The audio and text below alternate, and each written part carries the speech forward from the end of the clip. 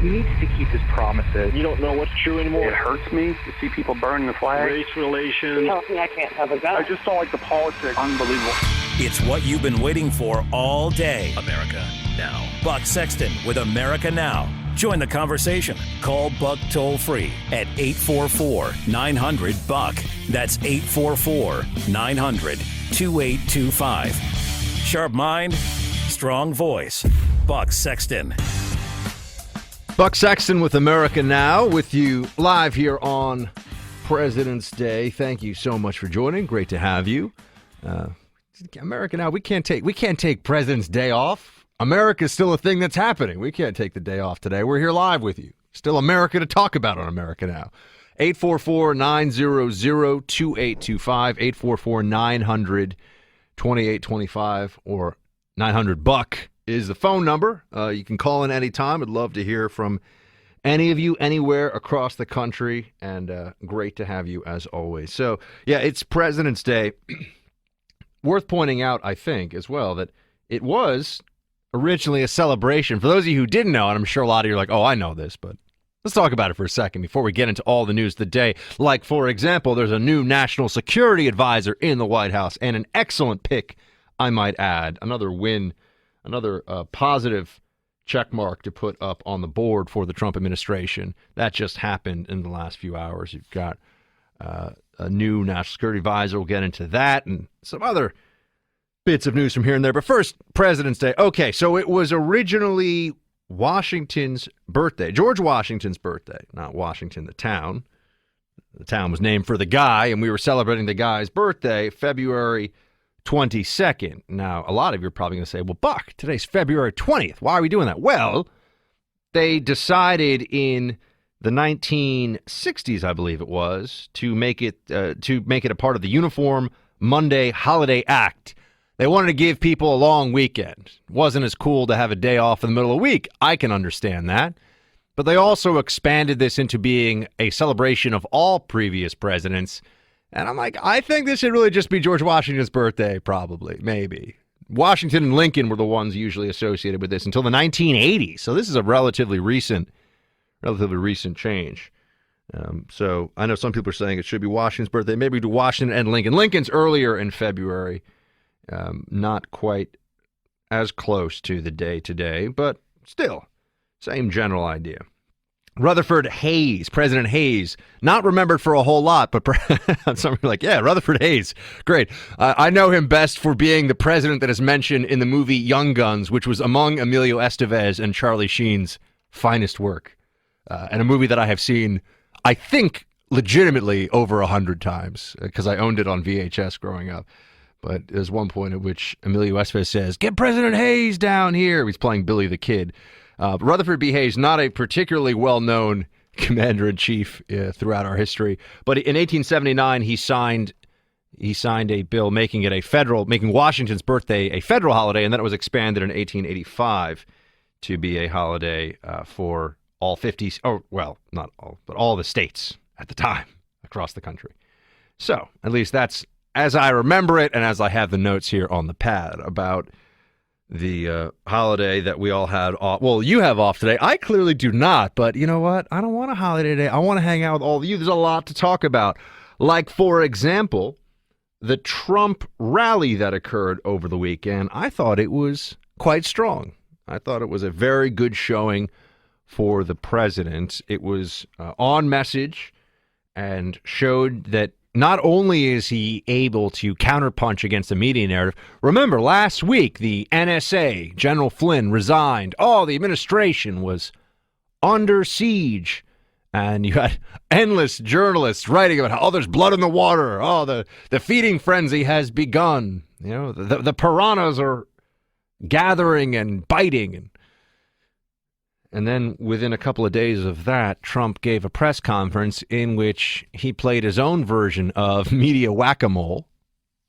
And he was going after various news outlets, one after another, just slapping them down, which at least stopped that momentum that they had of, the White House in disarray. So many stories about a White House in disarray. And then over the weekend, Trump was able to get back on message, the message. And this is the single most important thing that he can do, which is to tell us what he's going to do and do it.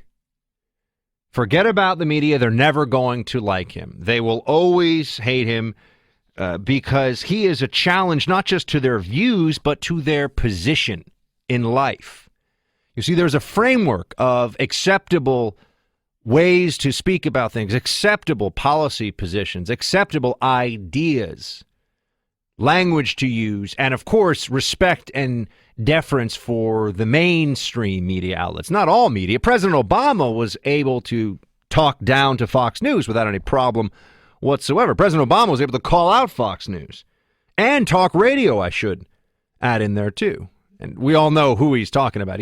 He wasn't speaking ill of those who are playing, today's hit music or country music DJs. No, he was talking about people that are on the right who have large radio platforms to reach many Americans across the country. Obama would call them out and say that they were bad news. They were doing bad things.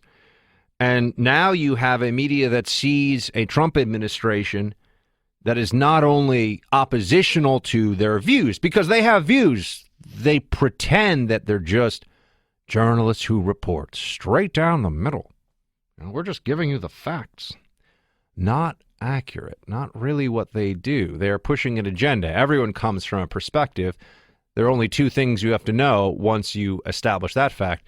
Are they being accurate, factually accurate, and are they being honest? Honest about where they come from, what their ideological positions, biases, inclinations, however you want to put it. I just much prefer a media environment where everyone tells you what they more or less, where they more or less stand on major issues, and then it's just a question of their credibility rests on the facts that they present, the accuracy of them, and the honesty of what they say. But Trump went after the media in the press conference, and then he got back on message at this rally in Melbourne, Florida, which I had to learn a bit about. I did not know much about Melbourne. I hear it's lovely this time of year. And Trump was letting it rip in true Trump fashion. Play a little bit of what he had to say. In short, you want a government that keeps its promises. A great spirit of optimism and sweeping. And you see it. It's sweeping all across the country. Look at what's happening to the stock market. Look at what's happening to every poll when it comes to optimism in our country. It's sweeping across the country. And in fact, every day for the last long period of days, the stock market, meaning companies, have been hitting new highs. They're going to start hiring. It's going to be a new day in America. You're going to be proud again. Jobs are already starting to pour back in. They're coming back in like you haven't seen in a long time. Ford, General Motors, Fiat Chrysler are bringing in and bringing back thousands of jobs, investing billions of dollars because of the new business climate that we are creating in our country. In Arizona, Intel, great company, just announced it will open a new plant that will create at least 10,000 brand new, beautiful American jobs. A focus on jobs and prosperity and a booming economy. If Trump manages to do these things, if the promise turns into momentum, the momentum turns into results, I think a lot of us aren't really going to care very much about what Trump said at some press conference or what he, his past, what he said here and there as a private citizen. I just don't think that many Americans will care. And that's the calculation that many of us are willing to make now. Judge him by his results, not his tone, although I will say that his tone also has its uses. And I'll talk to you more about that on the other side of this break. 844-900-2825. Buck Sexton with America Now continues right after the break. Buck is back with you now, 844-900-2825. You want to call in? I hope you got a chance to see at least some of that Trump rally over the weekend. It was very worthwhile for those of you who support Trump. And quite honestly, if you have your misgivings, at least you get a sense of what the man is promising and what he's going to try to do. I expect this will be a pretty big week in the Trump orbit, given that there's likely to be an executive order on immigration, a second one. And also we have a new national security advisor, very respected General McMaster. So we will give you the latest on that. He was a senior advisor to Petraeus, West Point grad, served in Iraq, served in Afghanistan. I don't like the tone that this is an upgrade from General Flynn, in the sense that General Flynn was also a career military man, served his country very honorably, but it is, politically speaking, an upgrade in that McMaster is not a political liability for a White House that honestly doesn't need any more heat from the media. But there you have it. We'll get more into that later, and we even have a senior Trump advisor joining us to talk about the national security side of things and that new NSA that is going to be in place, if not today, I think later this week.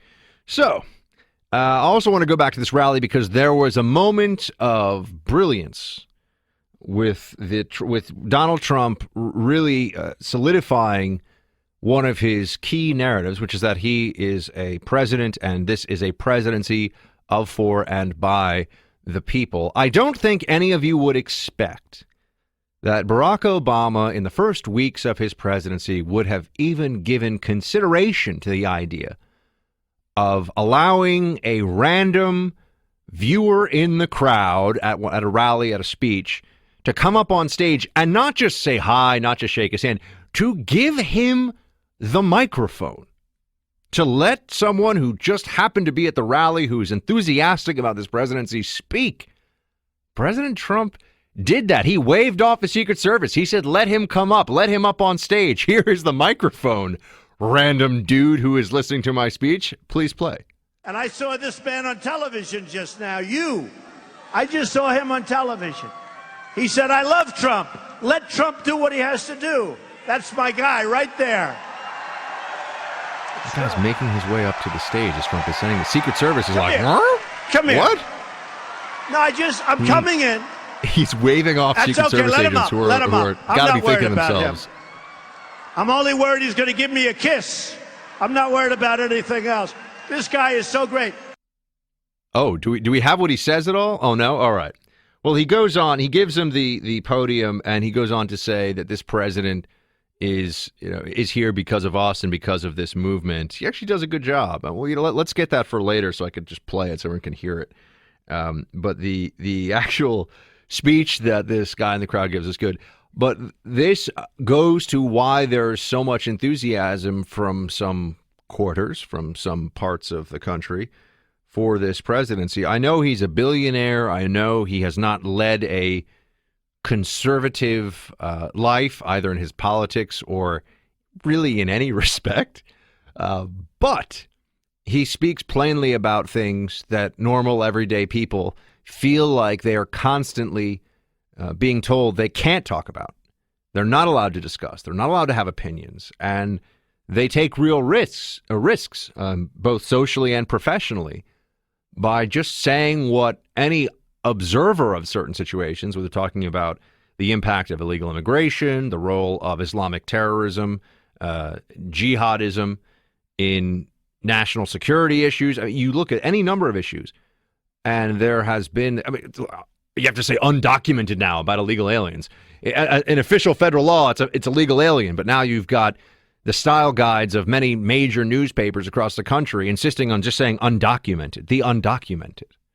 Oh, if only we got them documents, it would make the problem go away. And of course, the previous administration's refusal to talk about radical Islam.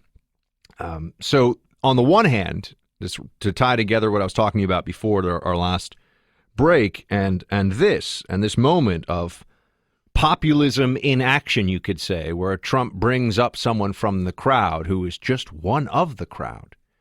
And he is transferring, in a sense, his moment of presidential attention to someone who just wants to be a part of this movement.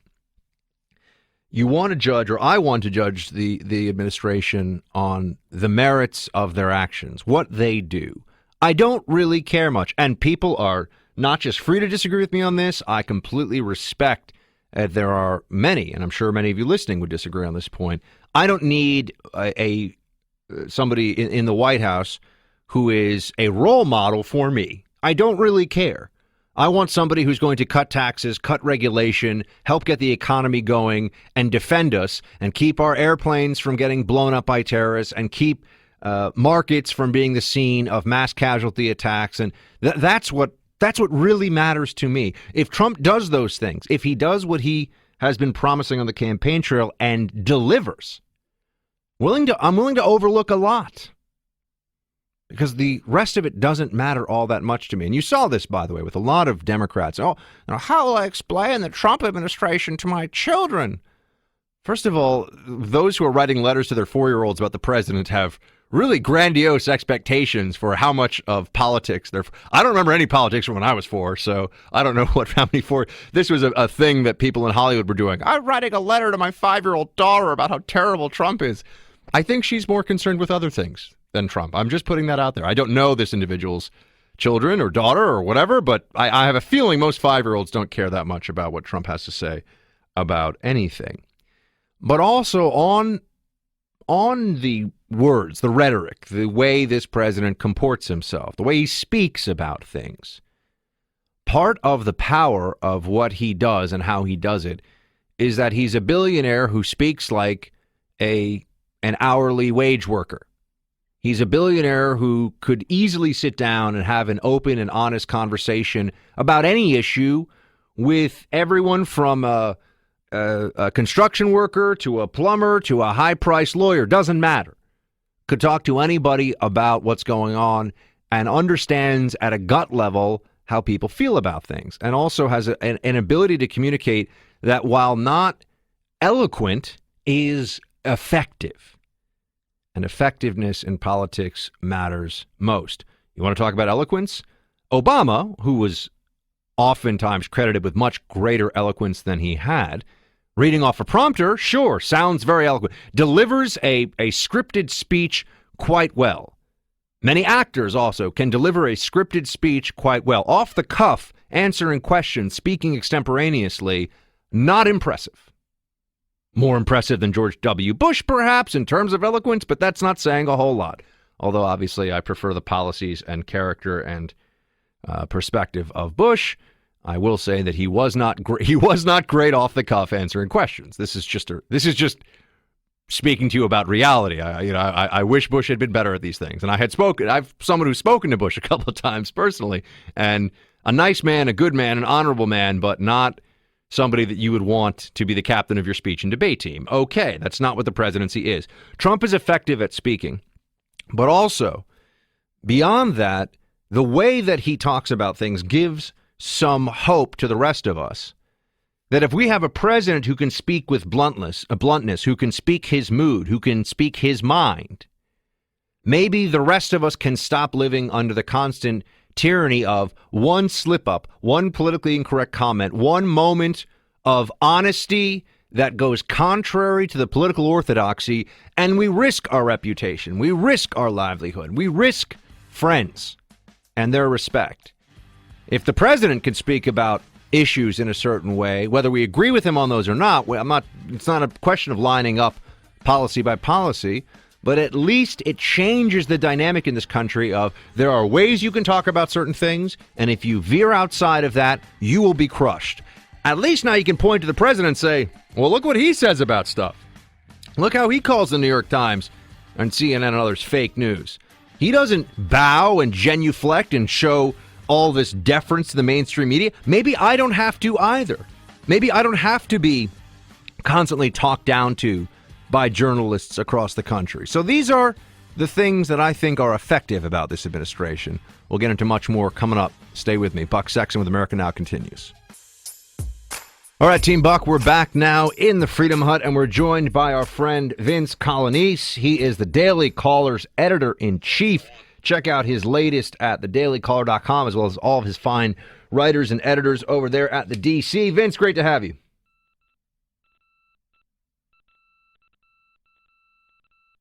Vince.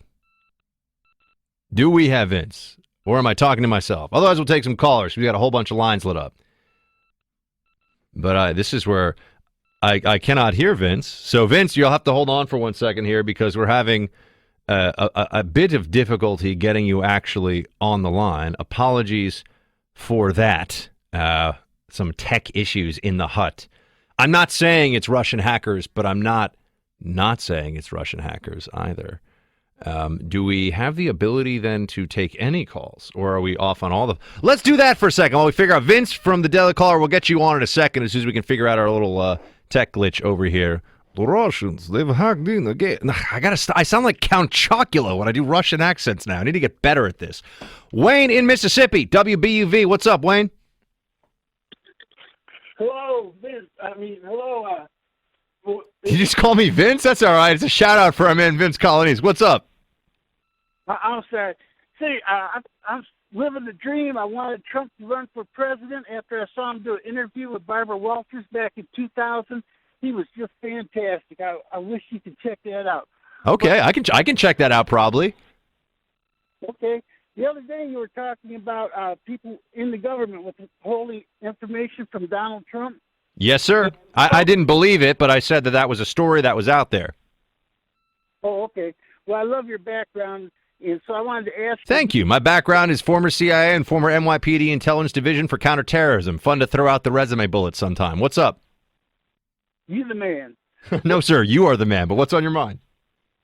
Do you think that Donald Trump will be able to get the lowdown on Area 51 and Groom Lake?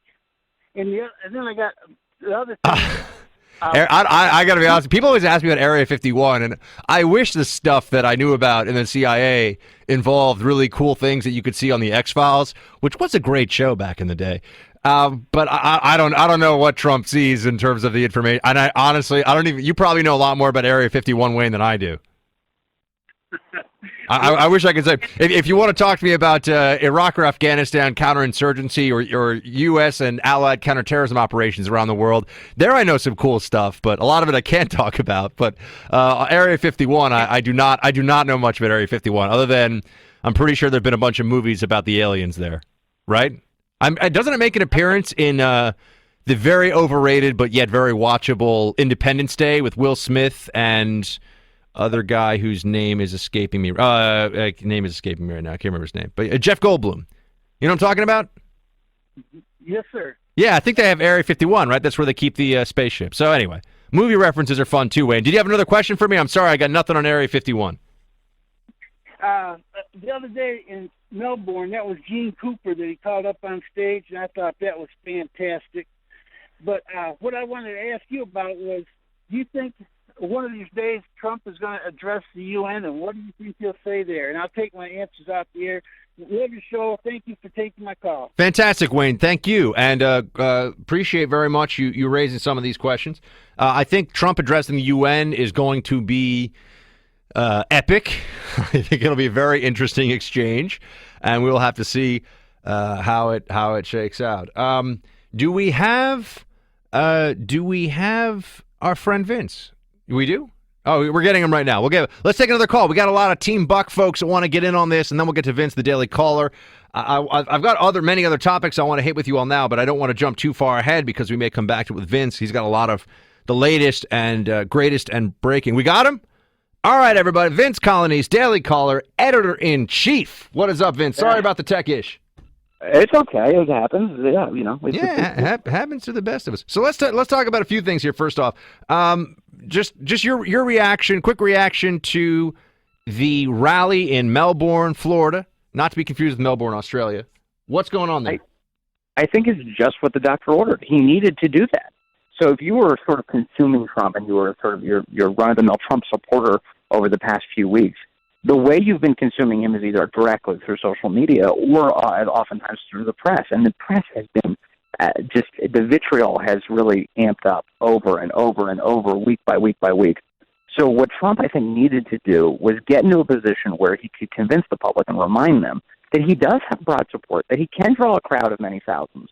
And that sort of goes to show you that, that there, as a proxy, there are millions of people out there that do support him and his agenda and think he's doing a good job.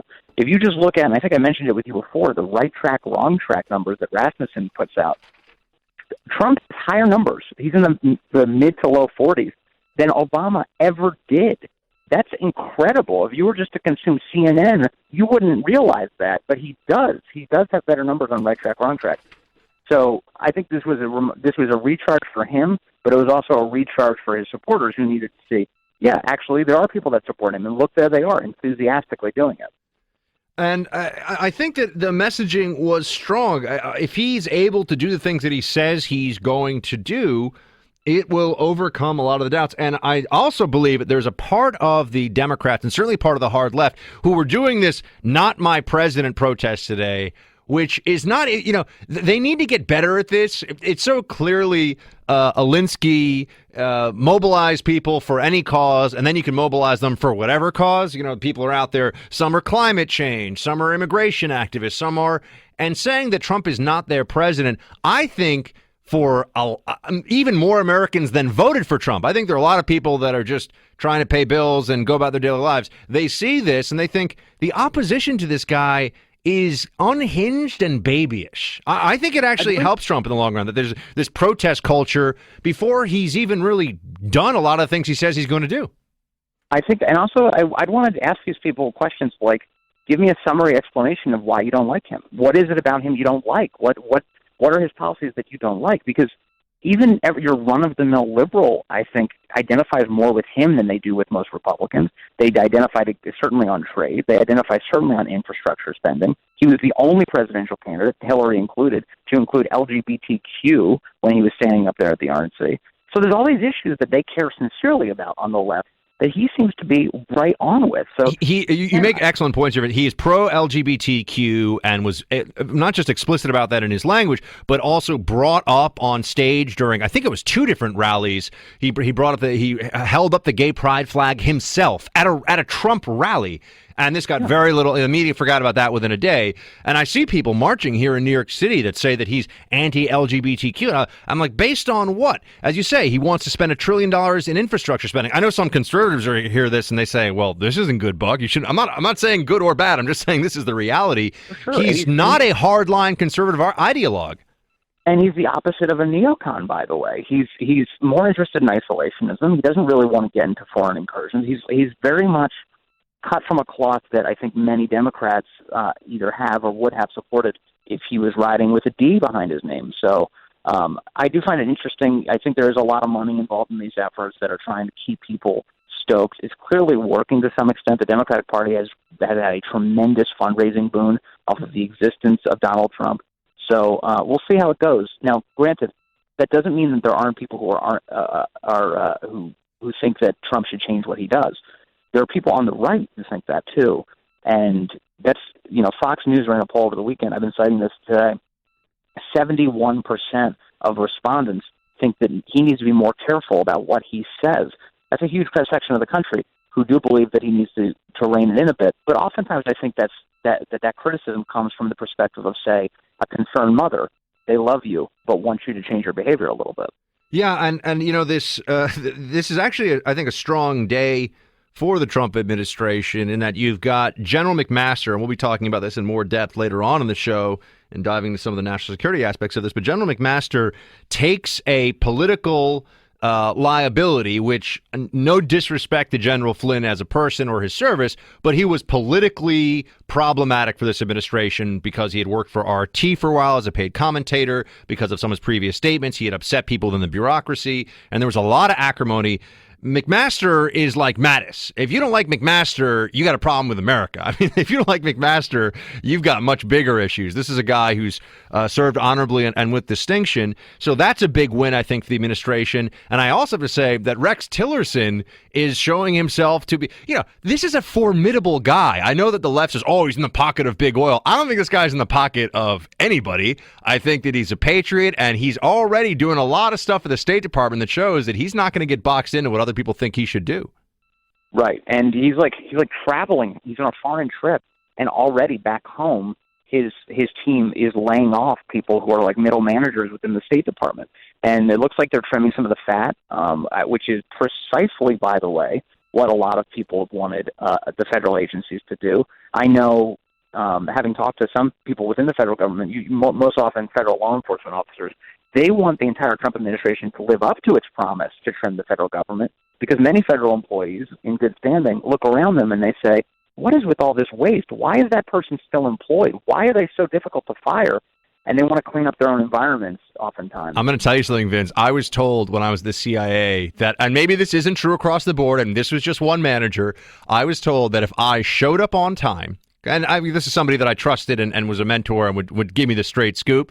If I showed up on time, stayed my full hours, and did not break any laws, and as long as I was in my desk sitting there, it would take almost 2 years if I refused to do any actual work to fire me. It would take a full year of review and then a 6-month emergency review, and then 6 months after that they could fire me. I could show up for 2 years and refuse to do any work before they could fire me. That's the greatest. I don't know why you're not doing that, by the way. That's the greatest thing ever. Oh, I know why you're not doing it, because work is rewarding and it's fulfilling. But, there are people that do loaf. And there's people within the federal government, again, in good standing, who look around them and they say, this needs to be fixed.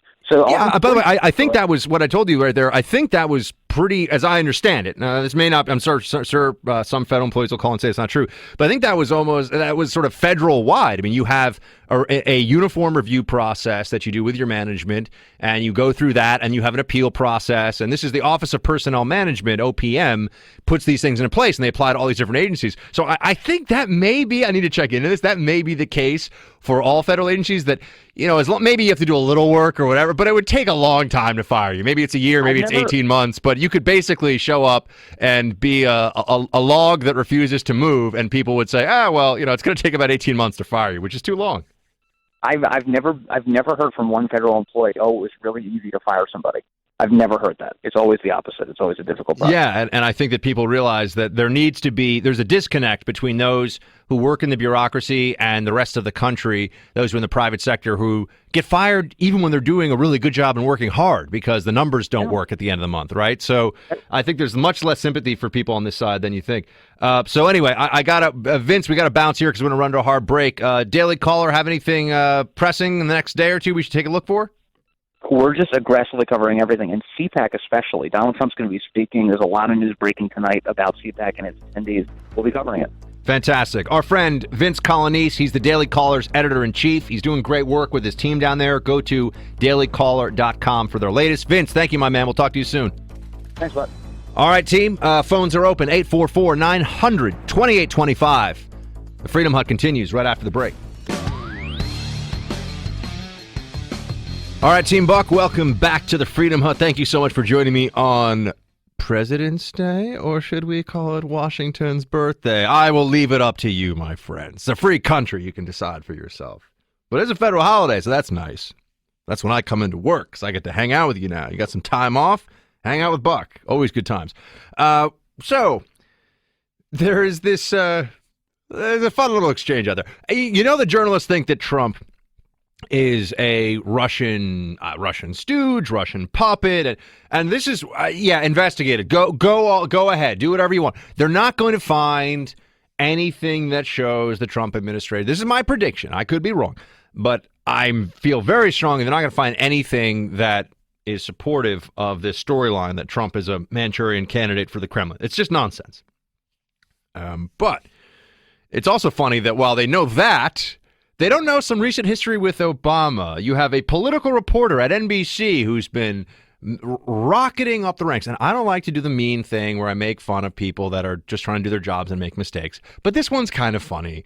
And you had Katie Tur. I don't know her. I'm sure she's a wonderful person.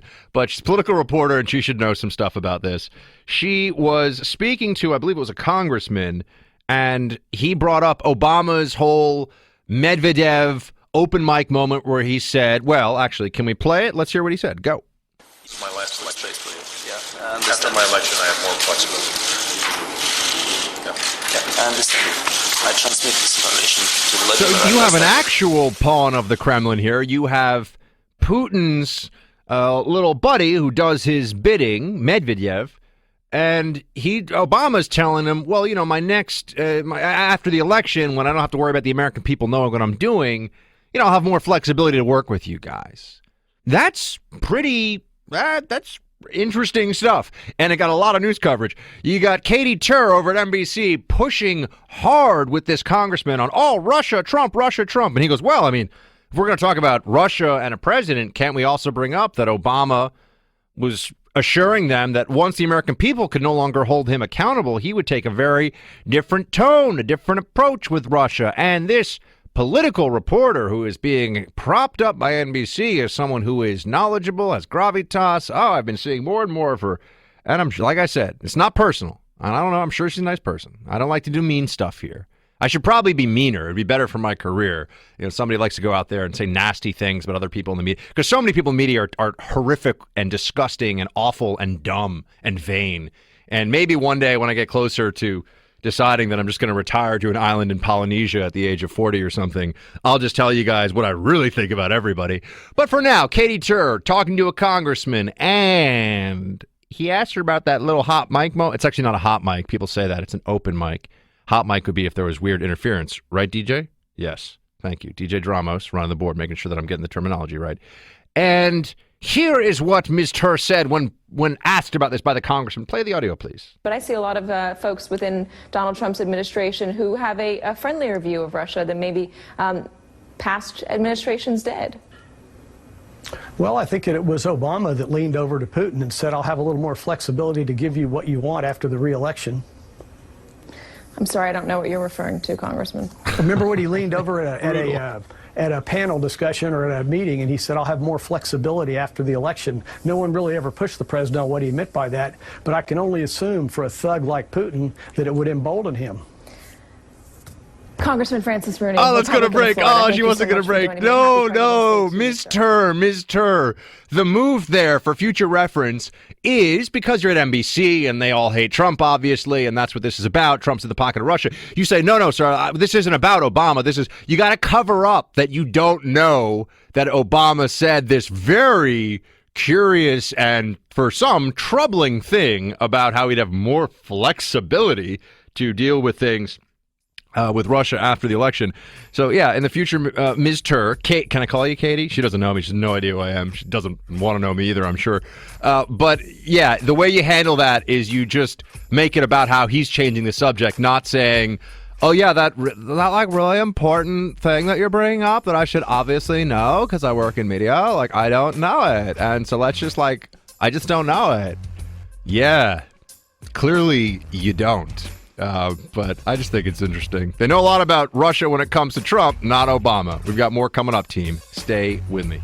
2017 is already shaping up to be a volatile year, and now we may see politicians throughout the world attempting to control central bank policies. This has led several renowned financial analysts to warn that political interference in central bank policy may mean our economy misses inflation and growth targets, which are critical to growth and stability. Gold is an international currency that can't be issued or controlled by governments. If you don't have the only hard currency that has outlasted politicians and governments for centuries, you need to speak to my friends at Goldline right now to learn how easy you can add gold into your portfolio or IRA. Now is the time to diversify your portfolio by adding gold. 877-322-COIN. That's 877-322-COIN. Goldline also offers price protection against short-term market fluctuations on qualifying purchases, so you can buy with confidence. Read Goldline's important risk information to see if buying gold is right for you. 877-322-COIN. 877-322-2646.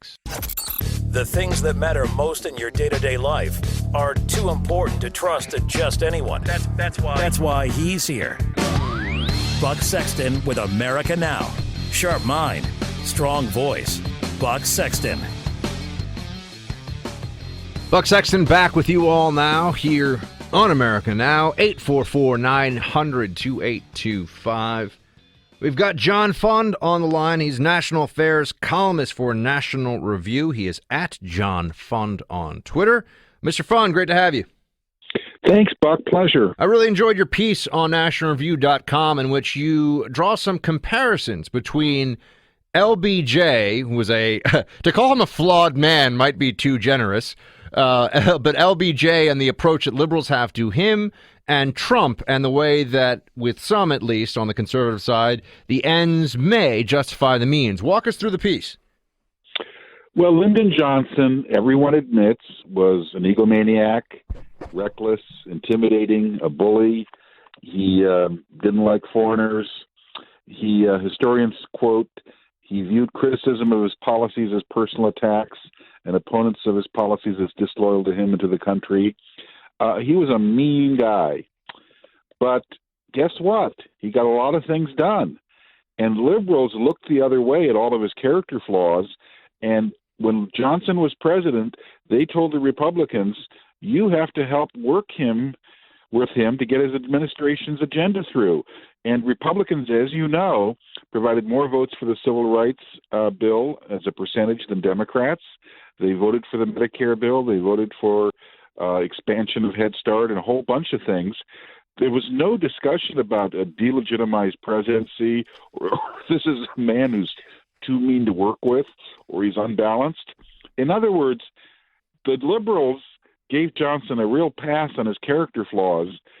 Right now, though, they're not giving Donald Trump a pass. They're saying he shouldn't be president. Let's impeach him. Yeah, I think a lot of people also see the criticisms that many on the left, especially some of the protesters that have walked around. I've seen them. I actually walked into by accident. I was trying to go home right after the election. One of these "Not My President" protests. Today was "Not My President Day" protests across the country. I don't know how big they were. I'm sure there were thousands of people, maybe even tens of thousands, but that in the grand scheme of things is pretty minor. But there was a lot of vulgarity in these protests referring to the president's vulgarity, which I think is its own form of irony. But when you are a left that has embraced Bill Clinton and whitewashed all of his past, I think it's very hard for people to take you seriously when all of a sudden you want to play the sort of dean of students who is going to discipline Donald Trump all the time. I don't think that has much resonance. But I wonder, you brought up with LBJ that Republicans specifically on civil rights came over and worked with a nasty, vain, difficult bully who also cheated in elections, by the way, which people, you know a lot about voter fraud, John. LBJ, there was voter fraud. There was real voter fraud, and no one even seems to remember that now. It's proven that he stole his election to the U.S. Senate in 1948. Could you just tell us about that real quick before I'll continue on this question? But tell us about LBJ and voter fraud, because, people say, oh, there's no voter fraud that at least changes elections. Not true. There was a famous election in 1948 between the governor of Texas, Coke Stevenson, and Lyndon Johnson, then a congressman. Coke Stevenson won the race, and suddenly, several days after the balloting, a mysterious ballot box 13 appeared out of Duval County, Texas, which was controlled by a political boss who basically bought and sold votes by the bushel. And lo and behold, there were 202 votes for Lyndon Johnson in that box. And amazingly enough, all of Lyndon Johnson's voters had shown up and voted in exact alphabetical order. So you can either believe in a incredible coincidence or an incredible state of affairs, or you can recognize that there was voter fraud in that election, obviously. Yeah. But at that time, there was no federal court jurisdiction over Texas elections, and the state courts were all under control of Johnson cronies. So they basically gave Johnson the victory by 89 votes, and they called him Landslide Lyndon forever after.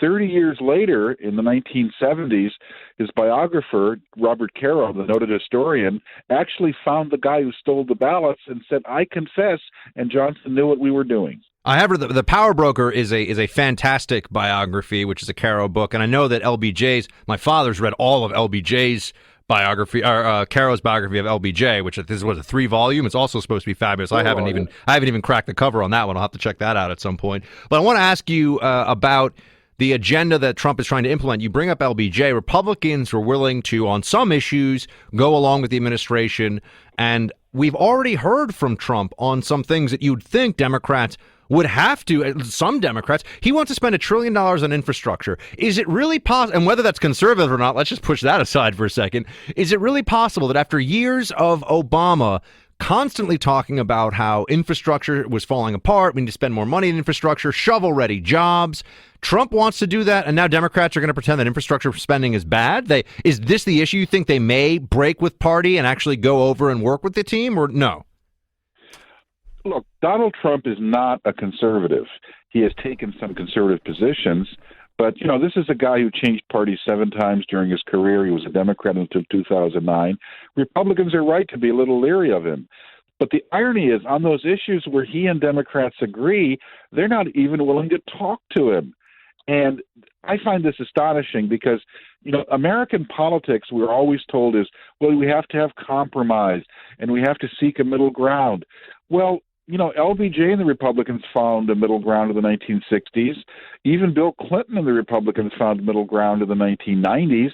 But today, no middle ground. He's illegitimate. Let's get rid of him. We won't even talk to him. He's a fascist. Yeah, so there's not going to be. You don't expect anytime soon there will be some Democrats who break ranks and are willing to work with the Republicans in Congress to get through a Trump agenda, even if we're talking about infrastructure spending, which Obama and the Democrats were always pushing for when Obama was in the White House. I want to also ask you I think there will be some Democrats who will do that. It's called the 10 Democrats who sit in states that Trump carried, and that have Democratic senators who are up for election in 2018.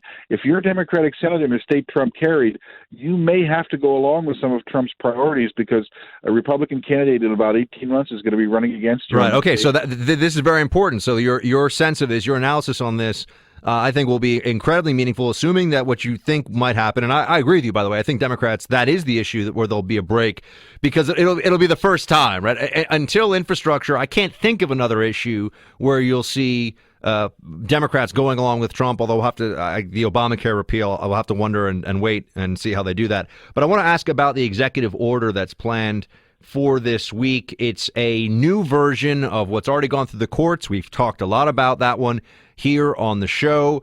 From what we've been told, what's been reported so far, John, this executive order on immigration will exclude green card holders, which was that and interpreters who had fought with the U.S. in war zones. Those are the two biggest problems with this in the first 24 to 48 hours. But do you think that even the revised version of the executive order will stand? Because there are some federal judges who have already said, no, this is about bigotry. It's essentially about Trump not liking Muslims. That's already been put out there by federal judges. Well, that's the district court judge, who, by the way, was only a George Bush appointee because it was a horse trading deal between a Democratic senator from Washington State and George Bush. Oh, I'm referring to Brinkema in Virginia. But yeah, sure, go ahead. Yeah, but I believe that the revised executive order, I'm not the world's biggest fan of it. I think it's somewhat grandstanding, but it's going to pass constitutional muster because if the president specifically says we cannot vet these people from countries because they're so chaotic, we can't trust the records, we can't trust their background that they present to us unless we have extreme vetting, no court is going to second-guess the president ultimately. It may have to go to the Supreme Court, but I think that as long as Trump doesn't go off and start attacking judges as so-called judges, I think they'll give him the normal constitutional deference. And I would wonder what will happen if they slap down this executive order as well. It does raise a question of, well, then do they just say, okay, let's look at the specific objections and we'll address it with another executive order? It can force a constitutional showdown, I would think, pretty quickly. In the end, Trump is going to win this, but he's sure making it harder, not only because he botched the original executive order, but he also attacked one of the judges as a so-called judge. Look, I don't believe judges are above reproach or above criticism, but it does make your argument harder in court if you're hurling names at the guy in the black robe. Right. I mean, it's sort of, you get pulled over by a cop. If you're speeding, you may get a ticket anyway, but you might as well be polite. Right? You're not helping yourself by being rude to the police officer when you get pulled over. So I think the same applies to judges. No matter what you think, it's better to show a little deference to at least the position if you can. Absolutely.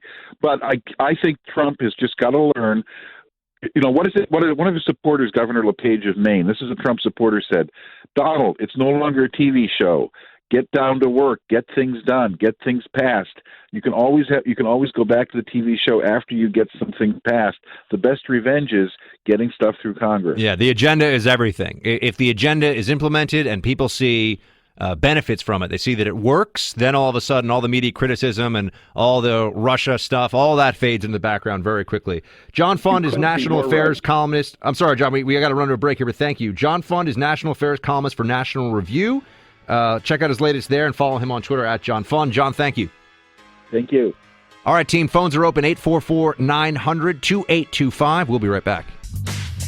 I promised you before that we would play the audio of the Trump supporter at the rally because it was a really good moment or a few minutes where Trump called up this guy, told him, waved off the Secret Service. He's having this Melbourne rally, and this Trump supporter gets to just grab and rock the mic right there on stage. Play it.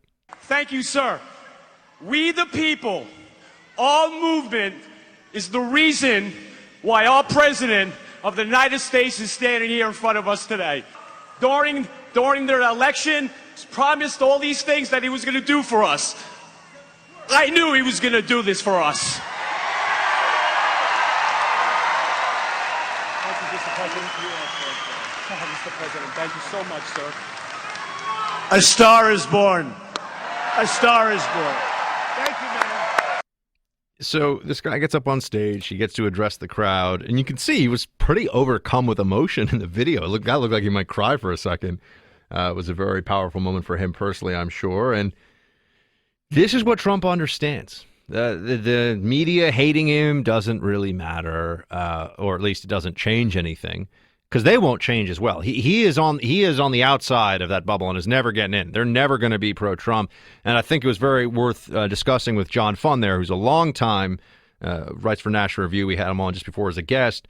Very sharp guy and a long-time watcher of all things political. And this is where you're going to really see what motivates the Democratic Party, because there are some places where Trump could or should have bipartisan support for the agenda, and he's probably not going to get it. Maybe on infrastructure they break, but a lot of other places you'll see very little support for his law enforcement initiatives that may involve the federal agencies working closely with local law enforcement, not just on illegal immigration issues and the gangs and cartels that have ties into illegal immigrant communities that cause real problems in cities across the country.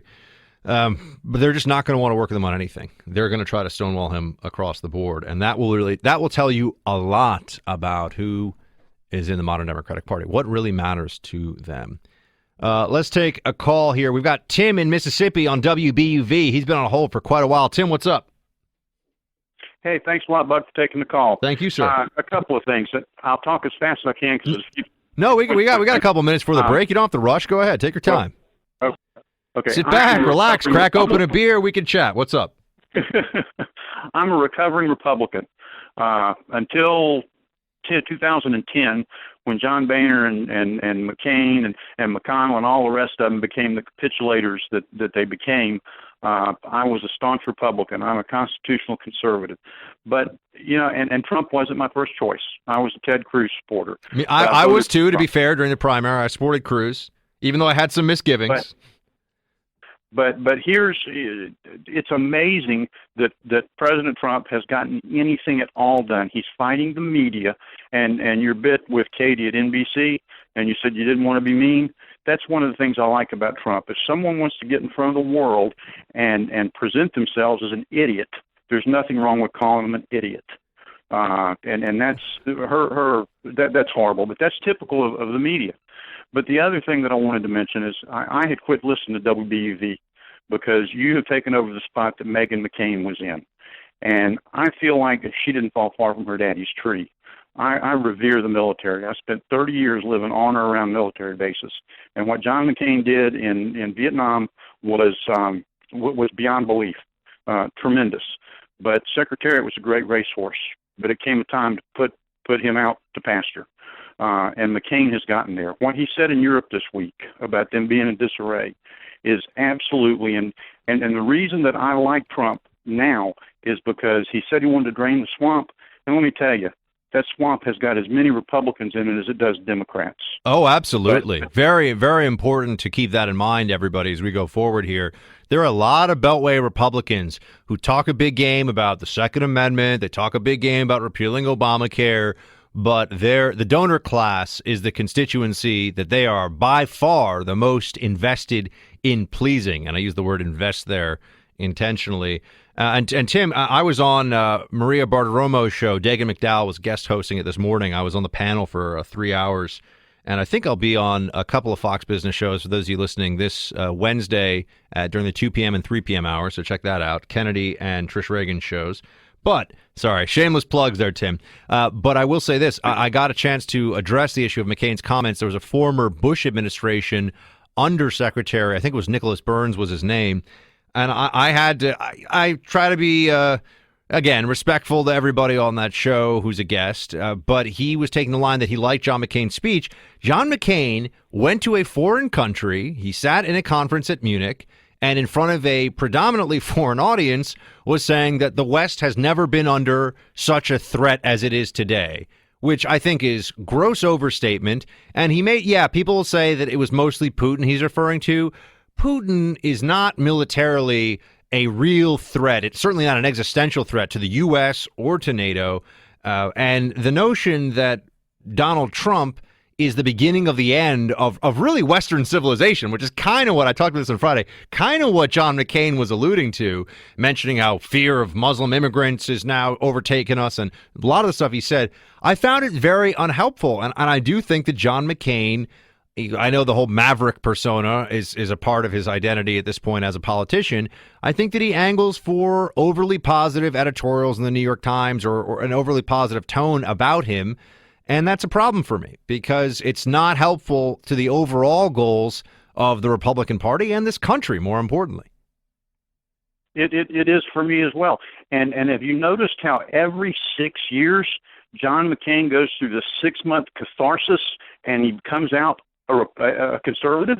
It's amazing that the people of Arizona keep electing him. Of course, we got Thad Cochran, and he's every bit as bad. He's just not as vocal as McCain is. But going back to the media, a couple of things that I've seen in the last week that just amaze me about the ignorance of a lot of these pundits that are out there. She used to be a Fox News contributor. She's no longer, I'll say it, Sally Cohen. I believe it was on MSNBC. Sally Cohen, yeah, I know her. She was a CNN contributor when I was. Okay, well, she actually made the case, and this went without question on the panel that she was on, that she was talking to. Well, we need to impeach Donald Trump and Mike Pence because that would allow Hillary Clinton to occupy her rightful spot in the White House. I guess I didn't read that in the Constitution where the loser of the last election is 239th in the line of succession. Look, Sally's politics to me are nonsensical, and I really have a hard time taking some of her positions seriously on a person-to-person level. I don't have any problem with her. She's always been reasonably polite off air. On air, I think she acts in a way that is childish, and I think that other people would get away with a lot less. But because of her politics, she's able to. They give her a certain deference on air. I'm pretty sure she made faces once when I was on, and I couldn't see her, and we were on opposing sides of an issue. And I just thought that's very. It was very unbecoming. It was very low. But anyway, yeah, she says plenty of dumb things. I'll say that. So I should just be meaner. I should be meaner, Tim. Thanks for calling in from Mississippi on WBEV. Great to have you. I got to work on that. Let's start rolling up the sleeves and throwing more punches. Buck slaps. More coming. Buck is back. Hey everybody, Buck's back. It's more of America Now. Throw in your 2 cents. 1-844-900-BUCK. That's 1-844-900-2825. Buck is back with you all now, and we are joined by Dr. Sebastian Gorka. He is Deputy Assistant to President Donald Trump. Dr. Gorka, my friend, great to have you. Thank you for calling us. Great to be back on your show. Thanks for having me. First of all, I have to say congrats to the administration for what I think is an inspired pick. The choice of McMaster as National Security Advisor, to borrow from my friend James Carafano over at Heritage, who's a top-flight national security mind. He says this is he thinks you can make the argument, and he tweeted this out, that this is the strongest national security cabinet in decades. Oh, it's just stunning. I mean, look, I was proud to work with Michael Flynn. H.R. McMaster, I know personally. We've spoken at the same conferences. He is absolutely a fabulous pick. This is a man who's known as the iconoclast general. What a better person than how can you imagine somebody, for the iconoclast president to have the iconoclast general as his right hand on national security issues? I've already emailed the general and said we are so excited about having you join the team. Now, you've got with Mattis, someone who's referred to respectfully and warmly as a warrior monk. And with McMaster, you've got somebody who's referred to as a warrior scholar. So it looks like you guys are picking some pretty great minds to be at the top of the national security side of this White House. Well, look at the picks already. I mean, just pick how seriously these individuals have built their careers, whether it's General Mattis, General Kelly. Look at the fact that the latest pick is a West Point graduate, PhD from Chapel Hill. This is a man who wrote his thesis on the Vietnam War. And most important of all, what was the message of his book, Dereliction of Duty? He said, the disaster during Vietnam was the micromanagement of the war, what we used to call the 8,000-mile screwdriver, which is exactly what we've had for the last 8 years. You know it, Buck, from the inside. This man understands that our war fighters need to be allowed to do their job, and he is an absolutely sterling choice. I was on the CIA's Iraq desk working counterinsurgency, and McMaster was always, and there were plenty of smart folks at the agency working that issue who were not shy about saying when they thought somebody at the top of either the military or the civilian side of the command chain was not up to par, and McMaster was always very highly regarded. So, and I know he's an advisor to Petraeus. So anyway, excellent pick, and I'm glad that the administration has completely righted the ship after last week when there was a change that the president decided had to be made. Okay, let's move on to Mattis. He was in Baghdad. We have Mosul right now, half in the hands of the Iraqi government. They're working to take back the west part of Mosul on the other side of the Tigris River from the Islamic State. Can you give us a sense of what the grand scale, the overall strategy this administration is going to have against ISIS over the next 12 months? What's that going to look like? Well, unlike the previous administration and unlike President Clinton during the 1990s in the Balkans, we are not going to give the game away in advance. We're not going to telegraph our moves, and we're not going to give the enemy any of the indications of what we're going to do. You know better than anybody that surprise, from Sun Tzu on down 2,500 years ago, surprise is a key element of war. But one thing I can tell you is that General Mattis and the whole team understands that this isn't about one city. It's not about one campaign in Mesopotamia. Everybody on board understands that this is a global threat, and that's why I like to use the term global jihadi movement, whether it's a jihadi who's stolen a truck in Nice in France and mowed down more than 80 human beings, whether it's a person planting a bomb out of a pressure cooker at the Boston Marathon, or whether it's the jihadis in Mosul or in Raqqa or in Aleppo. This is a global threat to all that we hold sacred, and as a result, we're going to have a global plan to defeat it. On the counterterrorism side of things, over the weekend, Trump gave a rousing speech at the rally in Melbourne, and he mentioned this issue of Sweden and what's going on with with the Swedish immigrant population. Let's play that audio, and Dr. Gorka, I want to have you explain what was going on here. You look at what's happening in Germany. You look at what's happening last night in Sweden. Sweden. Who would believe this? Sweden.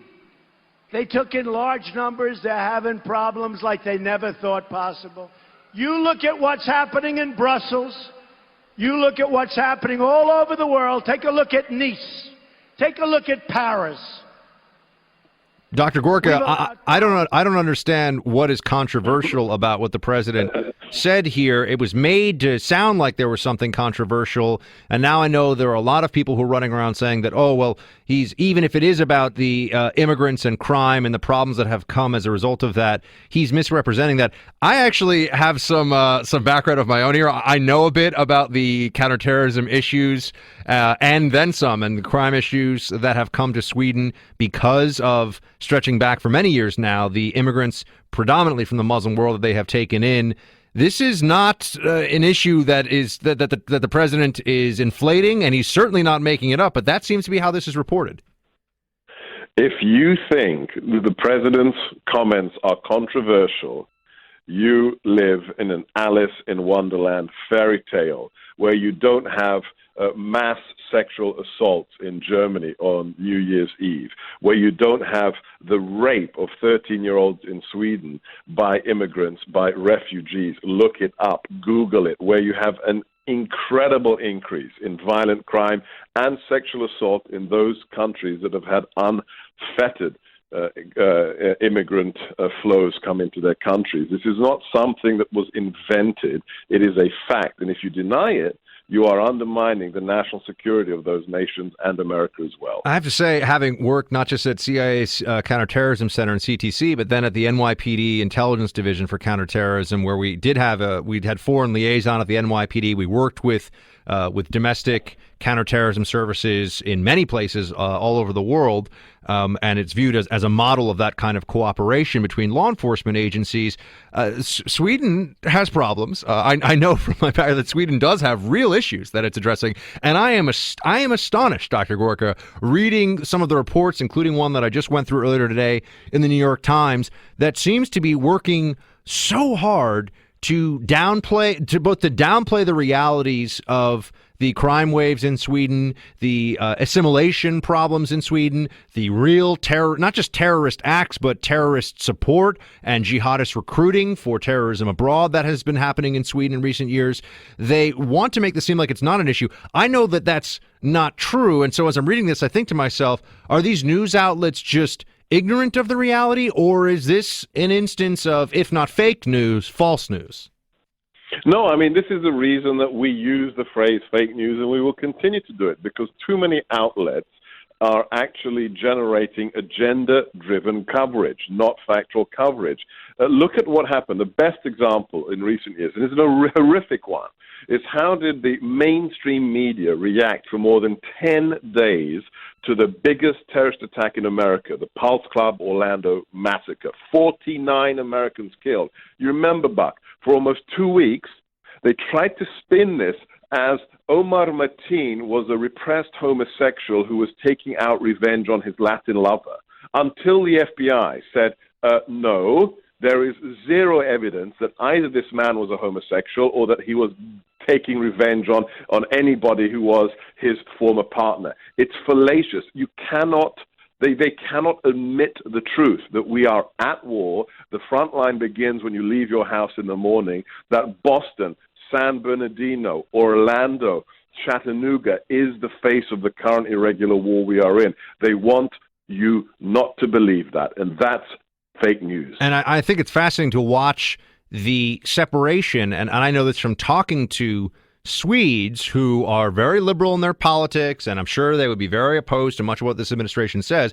But when it comes to when you ask them about, well, what is it like in some of these Swedish cities where have these very, very rapidly growing and considerable in size Muslim immigrant populations, what does that mean for Swedish society? How is that? How are they assimilating, and how is this process playing out? The government in Sweden, and this should remind people of what happens in a lot of places, including here, has for decades now been teaching multiculturalism as though it is a civic religion. There's no debate or discussion, and this is what children in school, young children, are taught, that this is what must be done, that we must be accepting of all different cultures, of all different kinds from all over the world.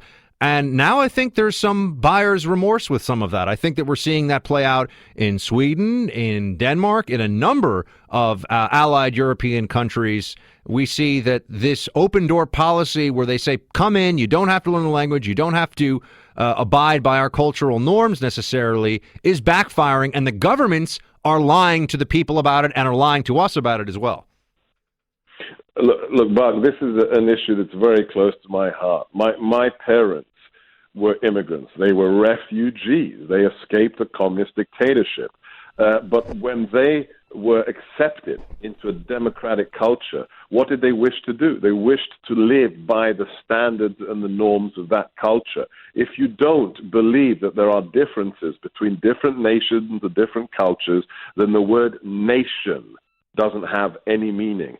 Just compare the difference. Go and live in Yemen. Go and live with the Tuareg. Go and live in Aleppo and see the difference between communities that we have in the world today. If the phrase United States of America will have any meaning, it must be that those who wish to live here, myself included, as an immigrant, must abide by the constitutional values and the norms of this nation. If you find that controversial, you need to look yourself in the mirror and ask yourself, what do you stand for as a human being? Dr. Sebastian Gorka is Deputy Assistant to President Donald Trump. Dr. Gorka, great to have you. Hope you'll come back soon. Have a good day. I'd be delighted. God bless. Thank you, Bob. Thank you. All right, team, we've got a lot more here. 844-900-2825. Got some spots open on the line, so if you want to call in. Also, if you missed any part of the show today, or you want to listen to it again because it's so awesome, or you want to share it with a friend, which would be my favorite thing that you could possibly do listening to me right after the show, go to americanowradio.com/podcast, and we're going to have, hopefully, some other ways to get you up on the show and downloadable soon. So, team, we'll be right back. Stay with me. Buck Sexton back with you now. Thank you so much for being here. 844-900-2825 if you want to give us a call. The Washington Post reporting that Trump is going to be rolling back executive orders from the Obama administration on climate and water rules. By that, and this is one of the more controversial EPA actions of the Obama era. You had the 2015 rule, which was known as the Waters of the United States rule, which applies to 60% of the water bodies in the country. It says, now officially it says that anything that runs into a major body of water, any water that feeds into a larger body of water, is able to be regulated by the federal government. The federal government has authority not only over major water bodies, but also, this is in the Washington Post, wetlands, rivers, and streams that feed into them. Wetlands, I'm always amazed with, wetland is just a swamp, right? We never call it that anymore. We say drain the swamp about D.C. D.C. is really in a swamp, or it is. I don't mean that politically. I mean that literally. It is a swamp. And if you've spent time there, as I have in the summer, I lived in D.C. for a number of years, you know what I'm talking about. It is not a very pleasant place to be in mid-July. But yeah, we call them wetlands now. And that sounds fancy. Wetland habitat. It's a swamp. But this meant that the federal government, if you had a stream in your backyard that connected to another stream that connected to a river, was able to tell you what you could do with your land use. The federal government was establishing jurisdiction via this order, at least as I understand it, it says here, over 60% of the water bodies in the whole country. That's a lot. That is a lot that then falls under the federal government. And once you look into some of the cases here, you see that there are people that were threatened with huge fines and threatened with their livelihoods were threatened. Their property no longer felt like it was their own because they were being told by the federal government, well, this is what's okay, or this is what you have to do here, and you can't develop this land, or you can't do the following. And if you go up and look up some of the cases, you'll see that it was the EPA run amok on some of this. But at a 30,000-foot level for a second here, when Trump begins to repeal Obama-era executive orders, and it's going to take some time for them to be phased in, and the bureaucracy, I'm sure, will fight back against some of this in whatever way they can. There will be lawsuits. There will be court action on these issues. But the bureaucracy isn't going to, I don't think at least on this, isn't going to win in the end, because the bureaucracy does work for the executive branch. It is part of the executive branch. And if the top of that hierarchy says the following is how we're going to go about this, it becomes hard for them, I would think, to ignore that entirely unless they want to imperil their jobs and what they do.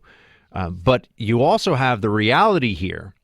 After 8 years of Obama, after 8 years of Obamacare and the issues that were at the center of that presidency, which at least on a policy side, forget about the messaging and many of the distractions, I think, that the Obama administration engaged in from what a lot of Americans really care about in a day-to-day sense to what fed the left-wing base and got them excited.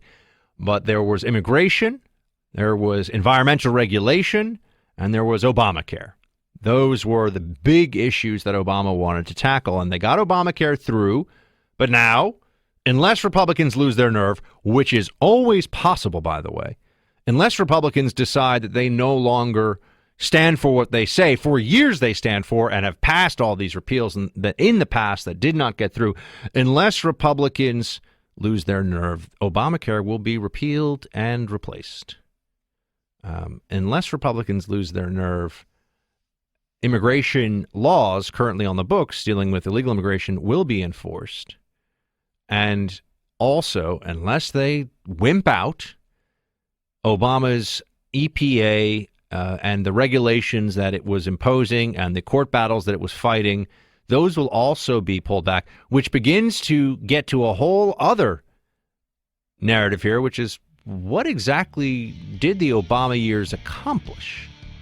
What is Obama's legacy? If Obamacare is gone, if after this year, and I know maybe I'm being really optimistic, if after this year Obamacare is gone, which probably is too optimistic, but let's just put that out there, and the EPA and other regulations in the federal bureaucracy are repealed and they're much more friendly towards commerce and industry and the private sector, and immigration laws are enforced and a wall is being built, and what do the Obama years leave us in terms of policy?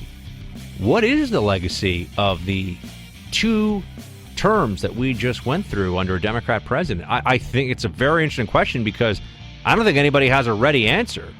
It'll feel like, at least in part from a policy perspective, you will have repealed 2 terms of Obama on policy. All right, we got more coming up.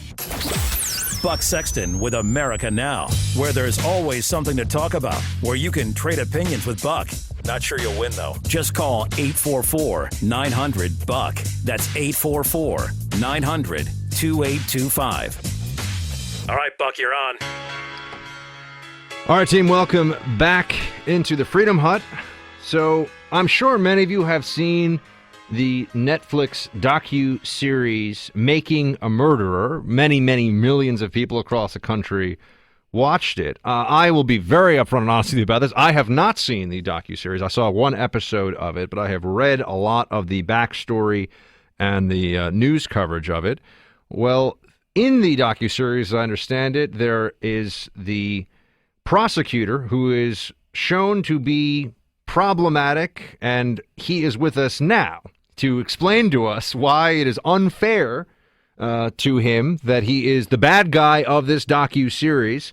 He's going to make his case to me. He is with us in studio. He has a book that is out right now in which he deals with this issue. Avery, The Case Against Stephen Avery is the name of the book. I want to hear what the prosecutor from Making a Murderer has to say for himself, and he is here to tell us. Ken Kratz, we appreciate you joining. Good evening, Buck. Thanks. All right, so what is the contention of your critics? Let's deal with that first, and then we'll get to your side of it and what you have to say in this book, Avery, The Case Against Stephen Avery. Well, my critics have several contentions about me personally, which is just fine. What they talk about, though, with the case itself is that they believe Stephen Avery was improperly convicted. They thought he was the subject of some mass conspiracy, which included planting evidence and framing of him by law enforcement. Those law enforcement officers included Manitowoc County law enforcement in Wisconsin, as well as others. And so the docu-series itself, the 10-part series, which is shown on Netflix, although incredibly well done, I think it is the largest audience for a streaming piece of entertainment ever. They received 4 Emmys for their work, and so there's any question that it is very, very well done. However, it is not what happened at the trial. It's not a fair representation of the Avery case, and my book, which comes out tomorrow, is meant to set the record straight. Now, the docuseries makes you out to be a villain. That's not an overstatement, correct? And I have to ask because I haven't seen it myself, but I've read a lot of that's a fair statement to make, right? It is. I think it's fair that I'm cast as one of the three villains in the docuseries. Okay, and now Avery originally was convicted, and that was overturned. He served 18 years of a 32-year sentence. Just give people a little, for those who haven't seen the docuseries itself. So you have this individual, Stephen Avery. He is convicted initially of a crime he did not commit. Then he comes out of prison, and then if you can give us a minute or two of what happens after that, so people have some sense. But then we'll get into your specific contentions about what this series gets wrong, which is what I think people who have seen it have not heard or seen yet. After Stephen Avery is released from prison, he, for about 2 years, makes it on his salvage yard with his brothers. Stephen Avery is a relatively simple individual, but by all accounts is a hardworking person. However, as somebody who's exonerated for a rape and attempted murder that he did not commit, he is the first individual, at least that I know of, who, after being exonerated, has come out and been convicted of murder. And so Stephen Avery became a celebrity of sorts in the state of Wisconsin for the Innocence Project. Everything leading up to that point, Stephen Avery certainly was entitled to compensation for the wrongful conviction. He had a $36 million lawsuit against the county, which participated in. So that's supposed to be the motive for the cover-up, right? For everybody listening, that's supposed to be the motive for why he was sent away, and there was this big conspiracy involving you and many law enforcement entities and agencies. Isn't that correct? It is. What's I think not portrayed very well is that I was not the DA in the county in which this crime happened. The county, Manitowoc County, had appointed me as special prosecutor. They had appointed two other law enforcement agencies as lead investigative agencies, and so based upon the appearance of conflict,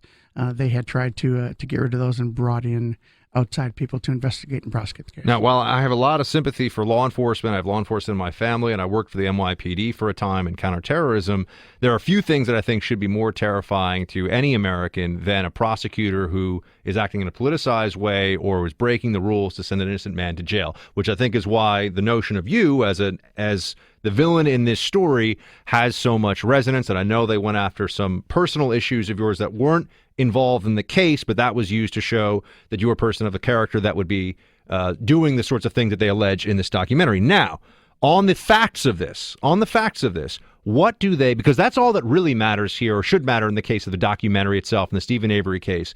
Forget about all that other stuff for a moment. What do they get wrong? What do people who think that Stephen Avery was innocent not understand about this case? What are the facts that need to be put in play? Well, Making a Murderer is, as I said, a good piece of entertainment. But when the filmmakers present the case for the audience, they omit many, many important things brought forth in the case. My argument in the book is they go well beyond that, though. In their editing choices, they have cherry-picked evidence that only supports their narrative. They've shuffled things around through the sequence of presenting them, which obviously doesn't present it the way it was presented, but well beyond that, they involve themselves in a tactic which is called splicing. Splicing is the taking an answer, in this case, given in one place, and using it as an answer that was provided to a different question. In other words, they take a scene from the jury trial itself, they play a clip from the scene, they show the question that is answered in a really good example of one of the officers involved, a Sergeant Andy Colburn, and they put an answer in as if Officer Colburn answered that in real life, of course, because there wouldn't be a book otherwise, of course.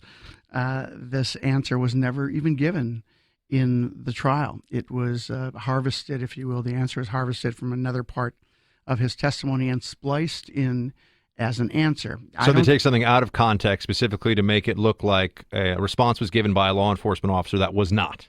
And so that's what you're saying. It is. Okay. And the problem, obviously, Buck, is that they aren't then just presenting their narrative; they're creating a new narrative, and that's where my problem comes. Now, what are the most damning pieces of evidence? What are the aspects of this case that people would not have fully understood or perhaps didn't get at all from the documentary, which, again, I have not seen, so I cannot speak as somebody who has viewed this in its entirety. I saw the first episode and have been reading about the case in advance of your coming in today to talk to us about it. Why do you believe Stephen Avery was guilty of this crime still? I mean, that obviously is your contention, and that the series making this about you and about law enforcement and a conspiracy is wrong. Why? Well, it isn't. It isn't just me. Many people who have now watched this and who have gone through Making a Murderer are convinced that this wasn't unintentional. They didn't just cut things out for time constraints or something like that. That it was a concerted effort to fool people that watch it. You know, one of Mark Twain's favorite quotes is that it's easier to fool the public than it is to convince the public that they have been fooled. And that's exactly what happened here. 19 million, I think, people watched this docuseries in the first 35 days from when it came out. I think it's been over 40 million total that have watched it, and there's a lot of anger around that. My contention is these people should be angered, but they shouldn't be angered at the police or the prosecution. They should be angered at the filmmakers who have omitted really important facts that the jury got to see. They've again shuffled things around. Okay, I need you to tell me now. You're giving me a lot of backstory and context when I really just need to know what they don't know or what wasn't shown that makes it clear that Avery was guilty, as you're saying. That's your contention. Guilty of this crime. There was no conspiracy. What is the evidence, sir? You were a prosecutor. I am. So let's start with the bullet. There's a bullet that is found in a garage after a search is performed. This bullet not only has the DNA of the victim, Teresa Halbach, on it, but this bullet also matched ballistically the firearm, the .22 caliber rifle that's hanging over Stephen Avery's bed when it is seized. The filmmakers don't mention at all that the bullet that was harvested or that was found is actually the very same bullet that came from the very same rifle, to the exclusion of all other rifles in the world. That's a pretty big piece of evidence and something that the filmmakers simply left out. Okay. Ignore. That isn't something that you can say just for. And this is on the record. There's no contention that what you're saying is not accurate. This is in the court record. People can check this for themselves. Absolutely. Everything I tell you, by the way, and in my book, I say you don't have to believe me at all. I'm not asking anybody to believe me. This is all evidence presented at trial. Okay. Absolutely. There's an effort by Stephen Avery to lure Teresa Halbach onto the property.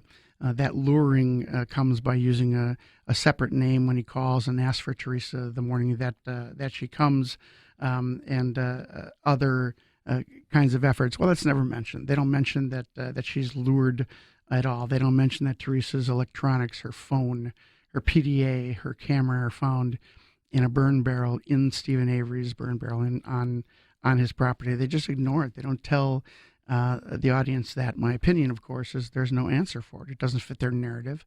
It doesn't fit that Stephen Avery was the one who committed this crime. So instead of explaining it, or instead of at least putting both sides on, the filmmakers just choose to ignore. And what is your response to the accusation that's been made by a lot of the Avery supporters, those who believe he's innocent, that evidence was planted, that there was some sort of intrusion into a vial of blood? This is what has come up now in the aftermath of the documentary series. What's your response on that? Well, those that watch the docuseries will know that there's a vial of blood with a hole in the top of the purple stopper. It is that vial that the defense calls, an aha moment for them, that it purposely shows tampering. It doesn't at all. That hole in the vial of blood is caused by a nurse who put it there. The defense attorneys know it. The filmmakers know it, yet they put it with some dramatic music as if it was some kind of tampering. That's just plain misrepresentation and something that they do for artistic or storytelling effect. I get that. I don't have a problem with that, but then don't call it a documentary. And your message to those who are highly skeptical, who have seen this documentary, who are skeptical of you because of the way you are portrayed, is, I'm going to guess, read the book before you make your final conclusion. Is that fair to say? I'll let you tell them. Well, those who are listening right now are saying, I think Stephen Avery is totally innocent. I think he was railroaded. Your response to them is what? Well, read the book. You have to. I set forth all of the evidence that was important in reaching the guilty verdict for the jury, but more than that, I set forth all the ways, at least the major ways, in which these filmmakers really dishonestly, in my opinion, edited this particular piece of footage in order to advance their narrative that he was innocent. I'm going to have to watch this documentary series now in full, but I appreciate Ken coming in today to tell us his side of all this. If you want to learn more about it, read his book. Ken Kratz is the author of Avery, The Case Against Stephen Avery. Sir, thank you for your time. Thank you for coming in today. Thanks very much, Buck. All right, team, we've got a lot more. We'll be back right after the break. Team Buck, welcome back to the Freedom Hut, also known as Buck Sexton with America Now, which continues. Thank you for being here. 844-900-2825. See, this just hit my inbox during the show here that the rules, the National School Lunch Program, which was with federal regulations about student lunches, essentially, and it was championed by First Lady Michelle Obama. Those rules are no longer going to be in effect, at least in Harrison City, Pennsylvania. District officials removed the high school from the National School Lunch Program after years of struggling to comply with federal regulations that drove down student lunch participation and cafeteria revenues. According to I think this is the Pittsburgh Tribune Review, or which Tribune Review is this? Pardon me for getting my source here mixed up for a moment. The Tribune Review, I'm not sure which one exactly. All right, so school lunch going to be different.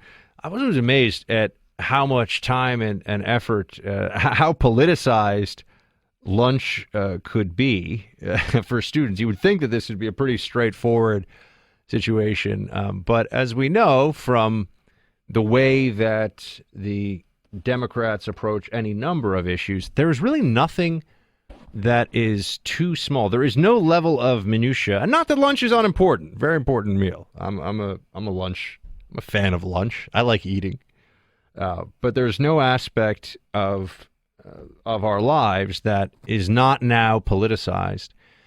You know, whether it's the discussion about school lunches, or even more interesting to me is the politics around food deserts and federal programs that are intended to bring produce to fresh produce and farm-to-table style food. Right? Farm-to-table is a very trendy means of feeding yourself, or this people all want. They all about sustainability and what's the delivery chain for your food, and what was your goat or your chicken's name before you ate it. And if you've ever seen the show Portlandia, there's actually a very funny bit where they go into, he doesn't want to eat the chicken unless he knows it's free range, and then he doesn't want to eat the chicken unless he knows what its name and backstory.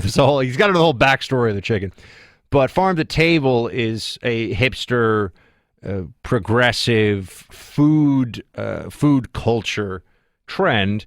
But also food deserts are an extension of the progressive mindset that people need to be eating fresh veggies. I'm all about fresh veggies too. I'm not saying that's not good nutritional advice, but they try to then put these federal programs in place that look at where there's not enough consumption of fresh vegetables, that this is now an issue of politics, and it becomes access to it.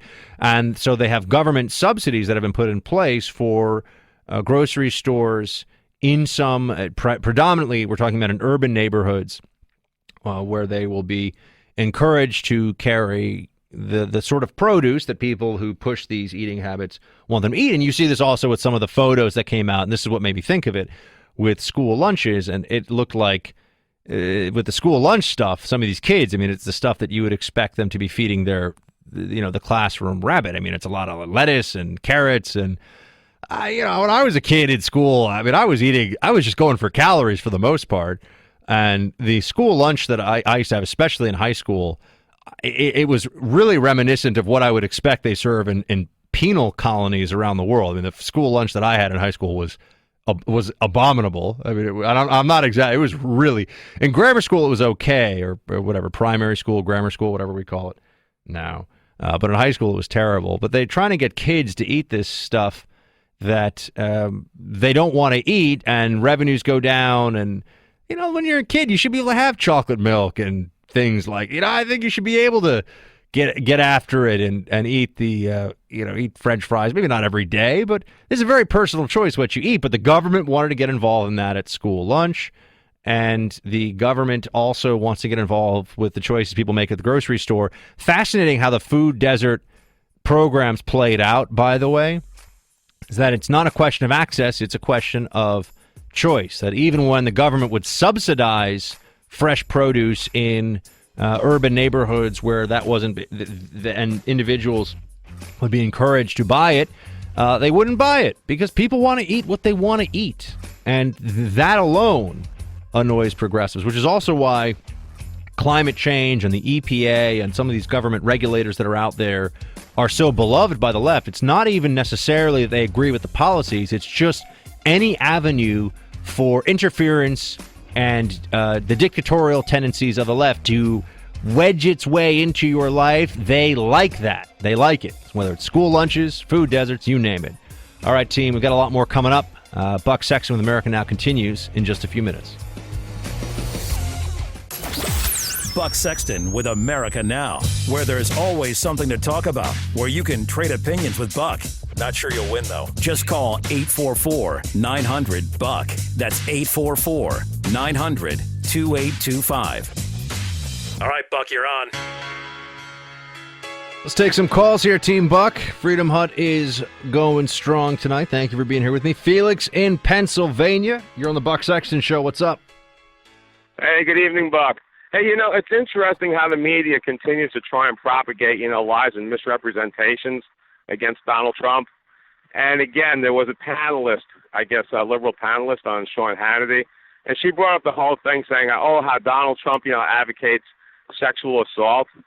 And that whole thing with Billy Bush is completely taken out of context and completely misrepresented. Because if, they listen to the whole thing, he says, well, of course, if you're a successful guy, superstar athlete, you take your breath mint, and if you're kissing him, you're in. And, you take yourself, right? You're a superstar, former CIA, NYPD intelligence, and you got your own radio show, guest host of the two top shows.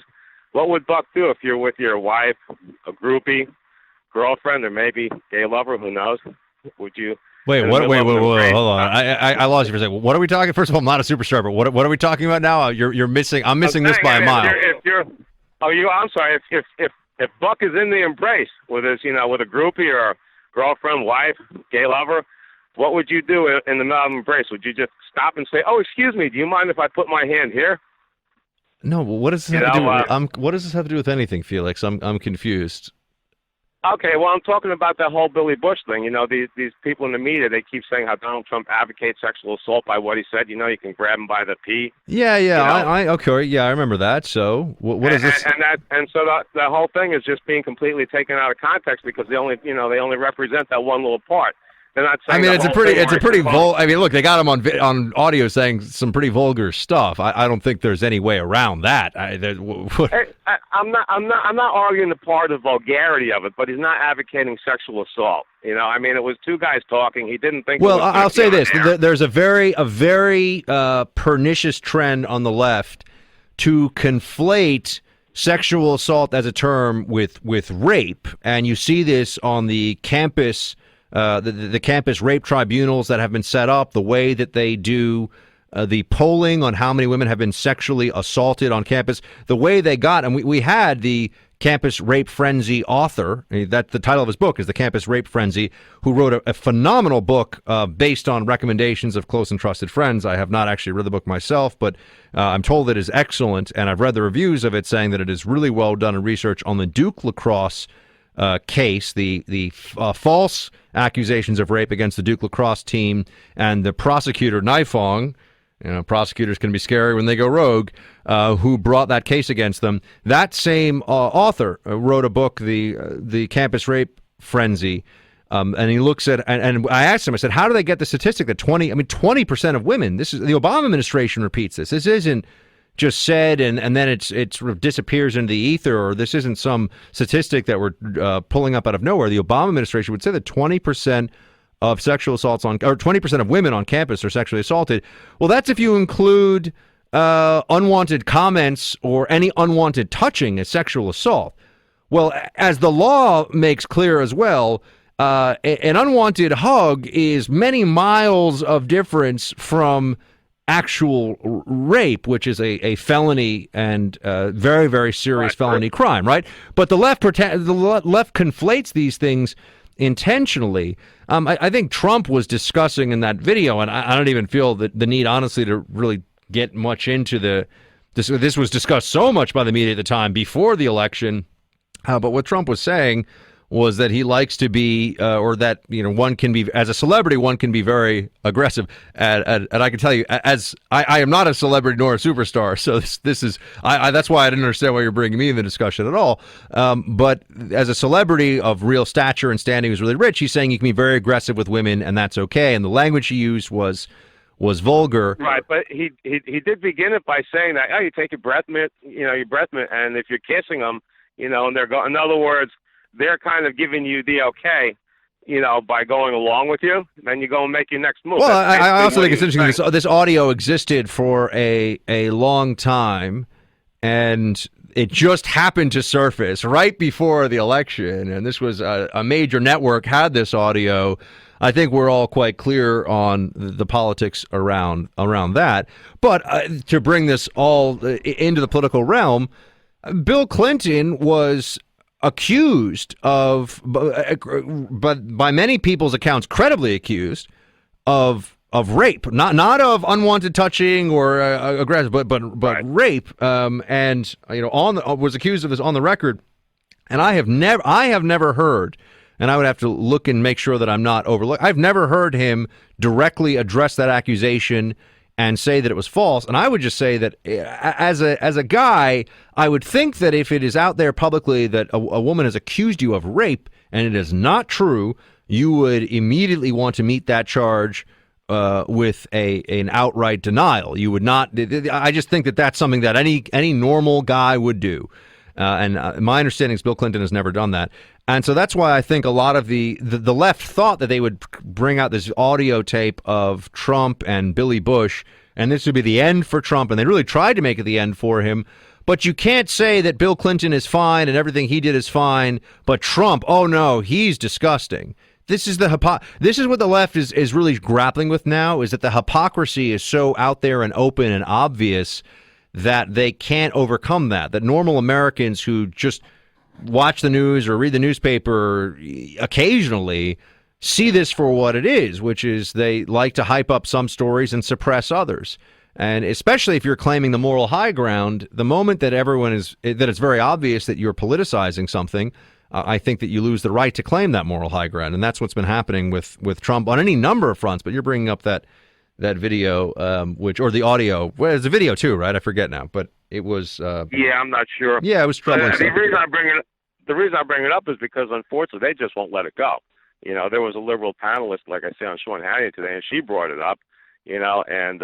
And even some, another female radio show host, she used to call him president, grab him by the pee, and nobody wants to let this stuff go. So, well, I have to say, we live in this really troubling, and Felix, thanks for calling in from Pennsylvania. We live in this really troubling new world where you always have to wonder, is the conversation you're having, even among friends or associates, is it being recorded? If you are, even if you're married and you're in a relationship, are the messages, the text messages that you're sharing with your significant other, are those going to come back to haunt you? And it's really a question of, and this is what I think a lot of people see, whether the media runs with this stuff or not, depending on whether it's the Trump audio or any number of other things, whether the media runs with it or not is often a function of whether they like you or not. Is this a dalliance that, or a moment of indiscretion, or I'm now speaking in hypotheticals, but we're really talking about the Trump audio. Is this something that they can make go away, or is this something that they can make the main news story for 2 weeks running and have to have everybody in the commentary class weigh in on and hit repeatedly? And we can all see that it's not based on the severity of the incident. It's based on who the accused is. And with Trump, of course, he gets no leeway whatsoever. They absolutely hate him, and they want to destroy him, and they're not going to let any of this stuff go. So that's, the audio. Again, I give him some degree of leeway, both with his tone and with his past, because a successful presidency would mean a lot. And saying gross things is not, in the case of Trump here, what we're talking about. The things that he said, or the vulgar things that he said, are not illegal. And I just am not, I don't think the media can pretend to be so troubled by this when they hold up Bill Clinton like he's some kind of a hero. And any number of other Democrats we could, Teddy Kennedy. Teddy Kennedy drove his car off a bridge when he was drunk and left a woman inside that he was having an affair with to drown. But don't hear much about it. He was the lion of the Senate, with the Kennedys. The Kennedys are lucky, as a general rule, with Teddy Kennedy and any number of other issues of the Kennedy legacy, that the media is favorably disposed towards them, because when you start to dig into things there, you find out a lot of very unsavory, to put it mildly, activity. All right, I got a bit diverted here. A lot of other topics I wanted to hit, but with that call, I got a bit wrapped up into it. Let me hit a break here, and we're going to close out the show strong on the other side. I'll be right back. I am going to have the director, the man who runs CPAC, we're scheduled to have him on tomorrow as a guest, Matt Schlapp. And I think we're going to have to ask him about what's getting a lot of press, a lot of headlines right now, all over the place. Main header on the Drudge Report. I've been seeing coverage on Fox News over the course of the evening on this. Milo Yiannopoulos, whom I'm sure many of you are familiar with, who is a conservative. I believe he would call himself a conservative provocateur. He is someone that I had a while ago on radio before he had his before he was kicked off of Twitter permanently, which I think is at least until today is the issue for which he is most well known. He was on the Bill Maher show, and by the way, on that he was having his followers were allegedly. I didn't dig too deep into this because I didn't find the story all that interesting. Although I think it is interesting that Twitter can ban people for just speech of other people that are associated with them as fans or in some capacity or attached to them ideologically, but not for the actions of the individual. But Twitter and Facebook, these are private entities. They're not utilities. This is not, anybody gets to use Facebook however they want, whenever they want. Facebook has terms of service, sure, but it's a private company. And I have very real concerns. I know this is a diversion from the Milo thing, which I'll get back to in a second, but very real concerns that the stranglehold over the political narrative in this country that the mainstream media, predominantly on TV and in newspapers, has enjoyed for decades, which has been slipping away, in large part thanks to the internet. I worry that there will be an even more surreptitious and in some ways problematic changing of the narrative or massaging or manipulation of the narrative that will go on through these massive social media platforms on the web, and it won't be as clear. You just will only see certain stories in your feed. How do you know what stories you're seeing and what stories you're not? It's much less, because it's supposed to be based on algorithms, and algorithms are fancy and mathematical, and who knows what the algorithm is, and it's proprietary. They can't tell you, but don't worry, there's no political bias at work. Meanwhile, we've all seen plenty of stories of Facebook pages that have been banned because of the political content, Yeah, that's a discussion, a story perhaps for another time. But here are the updates on Mr. Yiannopoulos as it stands right now. So he was supposed to be, was he supposed to be the keynote at CPAC or just speak? He was supposed to speak at CPAC. He was invited to speak at CPAC, which is this week, and they have withdrawn their invitation. His book is now reportedly with Simon & Schuster, for which he received a $250,000 advance, which I can tell you these days for a first-time author is a huge advance. His book has been reportedly, now this all may change, pulled.